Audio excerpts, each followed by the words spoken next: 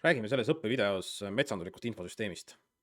Mis see on, kuidas me saame seda enda jaoks ära kasutada ja millest see koosneb. Metsanduslik infosüsteem on siis erinevate elementide kogum. Koosneb metsanduslik infosüsteem andmebaasist. Andmebaas sisaldab siis erinevaid andmeid. Olgu selleks siis metsaandmed, metsaomaniku andmed, looduskaitsega seotud andmed, puiduhinnad ja nii edasi ja nii edasi. Selleks, et andmebaasi kasutada, on meil vaja tarkvara. Tarkvara abistab siis andmebaasi kasutamist või visualiseerimist.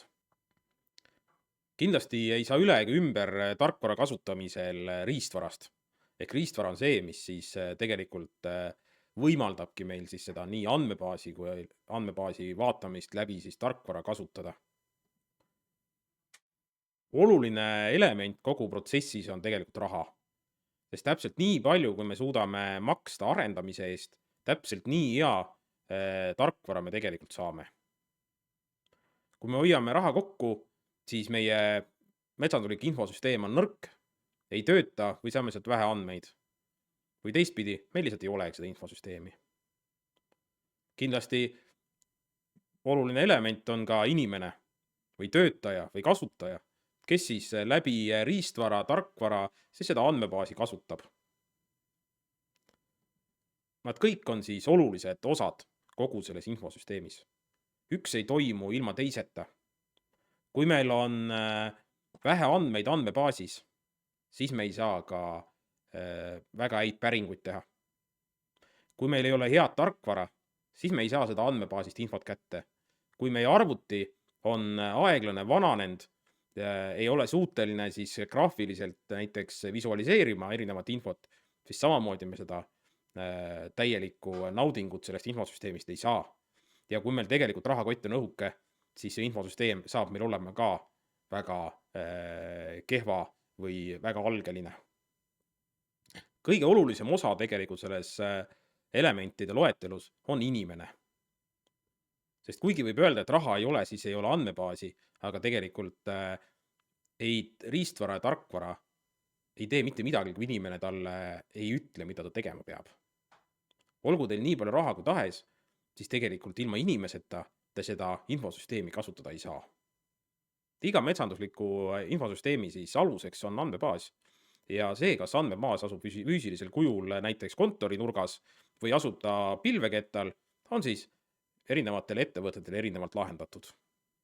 Enamik ettevõtteid tegelikult kasutabki sedasama lahendust, kus andmebaas asub siis pilve peal ja miks see nagu oluline on see, et siis ilma siis kontoris käimata on võimalik siis ilusti andmebaasi kasutada. Andmebaas saab siis tegelikult sisendi teistelt andmebaasidelt. Ehk siis me laiendame teiste andmebaasidega, näiteks ka avaandmetega, mida Eesti Vabariik on tootnud. Me laiendame siis iseenda seda metsanduslikku infosüsteemi, infosüsteemi andmebaasi. Andmed liiguvad nende vahel siis mitut moodi. Üks moodus on see, et me kasutame näiteks metsaportaali andmebaase ja sealt me siis automaatselt laetakse andmed meie siis andmebaasi. Teistpidi, kui me esitame enda siis selles tarkvaras metsateatist, siis me esitamegi selle näiteks metsaportaali. Samamoodi saame liigutada e-veose lehti ja nii edasi, et erinevad instantsid siis Eesti riigis saaksid ka neid asju vaadata.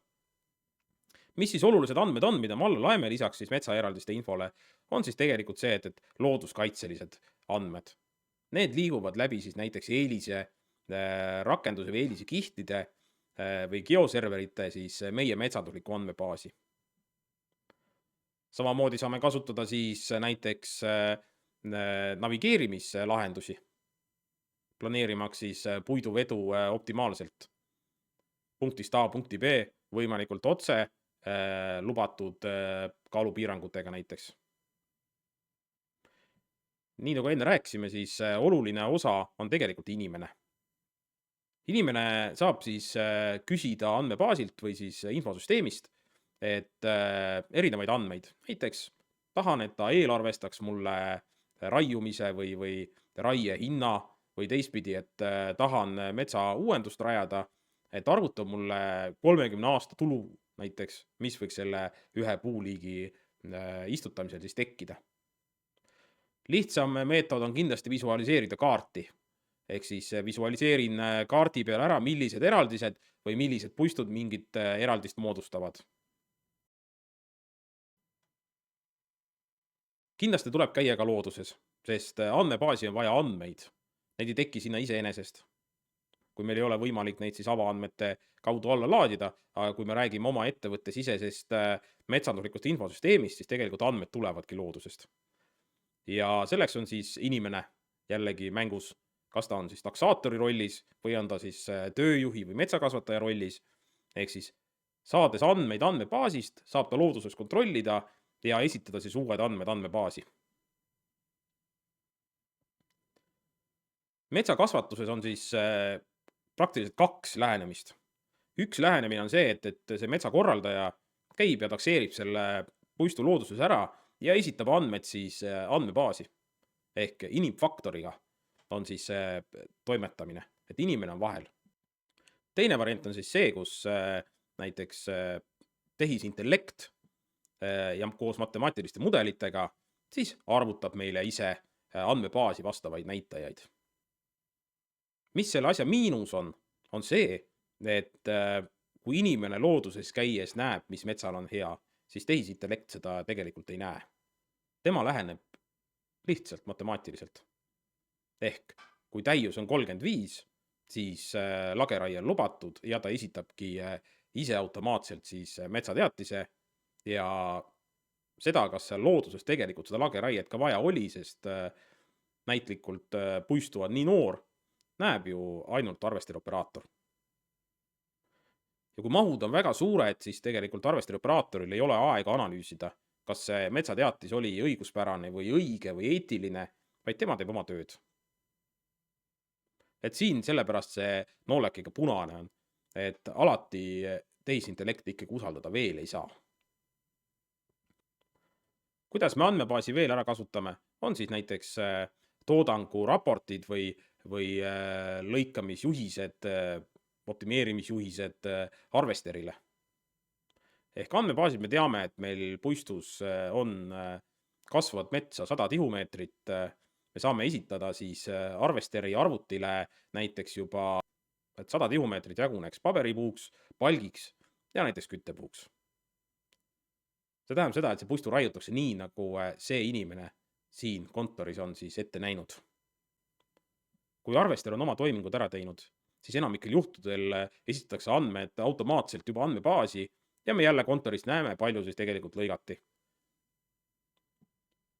Kuni sinnamaani välja, me saame teha jälle otsuseid forwarderile. Ehk kuidas puit kokku vedada. Kas ja milline sortiment arvesteri poolt lõigati, kus on laoplats, kust liikuda tohib ja nii edasi. Järgmine etapp tehnoloogilises ahelas on tegelikult siis autovedu. Samamoodi meil on võimalik läbi andmebaasi siis tegelikult anda infot metsaveoautole, kus on vaheladu, milline sortiment tuleb peale võtta, kuhu see vedada tuleb ja milline on optimaalseim teekond selle jaoks.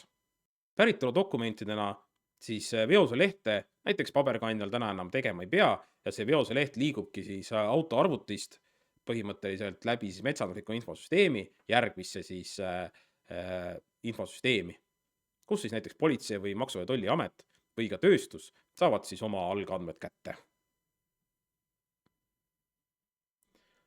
Auto veab siis oma puidu tavaliselt kuhugi saekaatrisse, samamoodi, et saekaater saab siis kas siis meie metsanduslikust infosüsteemist info või siis juba suurematest infosüsteemidest info kätte, et see auto sellelt metsaeraldiselt raiutud puidu siis sinna viis. Ja esitab oma siis mõõteandmed täpselt samamoodi siis infosüsteemi. See siis lühidalt öeldes on selline metsandusliku infosüsteemi mõte või loogika. See, kui palju siin meil erinevaid pilveteenuseid, servereid, tarkvara veel vahel on, see on iga ettevõtte enda teha. Ja tegelikult see enda teha oleneb rahakoti paksusest. Täpselt nii palju kui raha, nii ägeda infosüsteemi saamegi kokku kirjutada.